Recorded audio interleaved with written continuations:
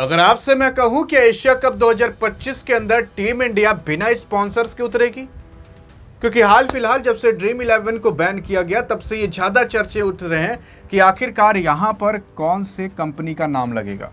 नीचे इंडिया तो लिखा रहता था, लेकिन इंडिया के ऊपर कोई ना कोई कंपनी लिखी रहती थी। ड्रीम 11, बायजूस, सहारा, ओप्पो, वीवो, पेप्सी, बहुत सारे ऐसे अन्य कंपनियां आई और अन्य कंपनियां चली गईं। लेकिन अब सवाल उठता है कि आखिरकार किसका लोगो और किस कंपनी का लोगो यहां पर लग सकता है और क्या लगेगा कि नहीं। मेन सवाल तो ये है। तो देखो, हाल फिलहाल अभी आपको ये पता होना चाहिए कि भारतीय सरकार जितनी भी सट्टेबाजी वाली कंपनियां थी, चाहे ड्रीम 11 हो, चाहे माई 11 सर्कल हो, बहुत सारे ऐसे ऐप थे जो ये सट्टेबाजी को प्रमोट करते थे कि भाई पैसा लगाओ, 49 रुपये 1 करोड़ पा जाओ, यानी कि भिखारी से और भिखारी बन जाओ या गरीब से और भिखारी बन जाओ। तो ये सारी चीज़ें यहाँ पर ड्रीम 11 किया करता था। और बाकी सारे ऐप और सट्टाबाजी वाली कंपनियाँ, एक तो कुछ पूरा प्योर सट्टा रहता था। अच्छा ये बताइए कि अगले बॉल पर चौका जाएगा कि छक्का जाएगा, अब ये किसको पता यार, वो खिलाड़ी को भी नहीं पता होगा।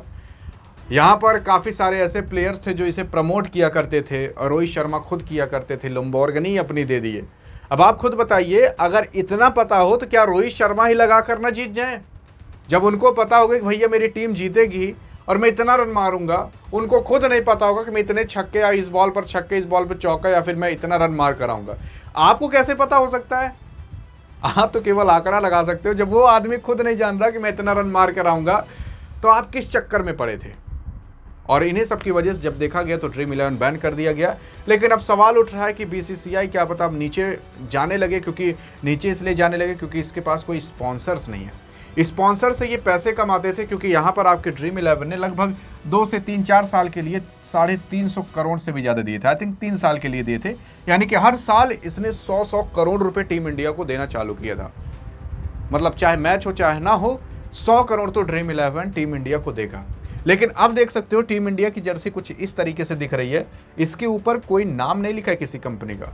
तो अब ये चर्चाएं उठ रही थी, काफ़ी सारे इंस्टाग्राम हैंडल, काफ़ी सारे न्यूज़ रिपोर्टर, काफ़ी सारे न्यूज़ मीडिया ये कह रहे थे कि क्या इंडिया जो है वो क्या सेट कर दी गई है कि एशिया कप के अंदर विदाउट स्पॉन्सर्स उतरेगी, यानी बिना स्पॉन्सर। तो आइए इसके बारे में पूरी चर्चा करते हैं। बाकी इन्फॉर्मेशन तो आपको पूरी की पूरी पता चली गई होगी। तो यहाँ पर आप देख सकते हो, अभी हाल फिलहाल कहा जा रहा है कि भाई जो टोयोटा है, जो वही फॉर्च्यूनर कंपनी, जो फॉर्च्यूनर कार आती है उसको बनाने का काम टोयोटा करता है। तो यहाँ पर आप देख सकते हो जो टोयोटा है, ये टोयोटा अभी ऑस्ट्रेलिया के और इंग्लैंड के जर्सी पर ये टोयोटा लगा है। अब सवाल ये हो रहा है कि क्या इंडिया पर भी लगेगा, क्योंकि टोयोटा सबसे आगे निकल कर आ रहा है। क्योंकि एशिया कप के अंदर अब सभी प्लेयर्स की नई जर्सी बनवाना और उस नई जर्सी के साथ खिलवाना और करोड़ों रुपए की डील करना और करोड़ों का ट्रांजैक्शन करना मात्र कुछ चंद दिनों के अंदर, ये बहुत इम्पॉसिबल है। जिसकी वजह से कहा जा रहा है क्या पता एशिया कप 2025 टीम इंडिया बिना स्पॉन्सर्स के ही खेले। बिना स्पॉन्सर का ऐसा नहीं है कभी नहीं खेली है, 2023 के भी अंदर WTC का आ रहा था तब भी खेली थी, और भी बाकी अन्य मैचेस आए थे, क्योंकि उस टाइम जो बायजूस था वो पूरी तरीके से बैंकरप्ट हो चुका था। बीसीसीआई और बायजूस के बीच लगभग 150 करोड़ के रुपए का ट्रांजैक्शन बाकी था, वो भी नहीं हुआ था। तो लोग बीसीसीआई कह रही थी कि भाई ये फ्रॉड करके चली गई, सुप्रीम कोर्ट में इसने केस भी जाकर दर्ज किया। तो 2023 के अंदर आपने देखा होगा कि जो टीम इंडिया है वो नहीं बिना स्पॉन्सर्स के उतरी थी, लेकिन 2025 में भी क्या पता बिना स्पॉन्सर्स के उतरे। लेकिन सवाल ही उठता है क्या कितना घाटा होगा। तो अगर बिना स्पॉन्सर्स के उतरती है तो ये जान जाइए, जब भी टीम इंडिया किसी को स्पॉन्सर्स के लिए सेट करती है ना, तो सोचती है कि आगे आने वाला जो वर्ल्ड कप है कम से कम वहां तक हम सेट करें। जैसे 2026 के अंदर T20 वर्ल्ड कप आने वाला है, या फिर 2027 के अंदर ODI वर्ल्ड कप आने वाला है, तो वहां तक ये सेट करती है, ताकि ऐसा ना हो कि बार बार चेंज करना पड़े, बार बार इतने पैसे का ट्रांजैक्शन करना पड़े। अगर स्पॉन्सर ना हो पाए फिर इतना पैसे की भरपाई करो, ये करो, फलाना करो, ढिमकाना करो। इस वजह से बीसीसीआई कहती है कि भैया चलो 2027 के वर्ल्ड कप तक तुम सेट हो जाते हो, तुम्हारा पूरा का पूरा जर्सी पर प्रमोट होगा। तो यहाँ पर 2027 के लिए आई थिंक ड्रीम 11 को भी सेट किया गया था, लेकिन अब वो कैंसिल करार कर दिया जा चुका है। अब कौन लगेगा? सबसे आगे टोयोटा है, लेकिन टोयोटा एशिया कप 2025 के अंदर लगना 90% आप ना ही मान चलो। और क्या पता टीम इंडिया बिना टाइटल स्पॉन्सर्स के उतरे, क्या पता। अब यहाँ पर आप जो देख रहे हो टीम इंडिया, क्या पता यहाँ पर जो उसके 10 तारीख को मैच है, 14 तारीख को मैच है, 19 तारीख को मैच है, बिना टाइटल के स्पॉन्सर के उतरे। और अगर घाटे की बात करें तो यहाँ टीम इंडिया को लगभग 100 करोड़ का भी घाटा लग सकता है। हाँ, क्योंकि एशिया कप के अंदर जो माहौल रहेगा ना, और उस माहौल के चलते जो भी स्पॉन्सर्स करता वो इतने पैसे पे करता, जिसका कोई जवाब नहीं। मतलब 50-60 करोड़ का तो नॉर्मल, इतना नॉर्मल है, इतना घाटा तो हो गई। अगर यहाँ पर स्पॉन्सर्स की होती तो इतना प्रॉफिट हो जाता आराम से, लेकिन सरकार बैन कर दी है तो अब क्या ही करोगे। नहीं तो ड्रीम 11 तो पैसा पूरा भरता ही।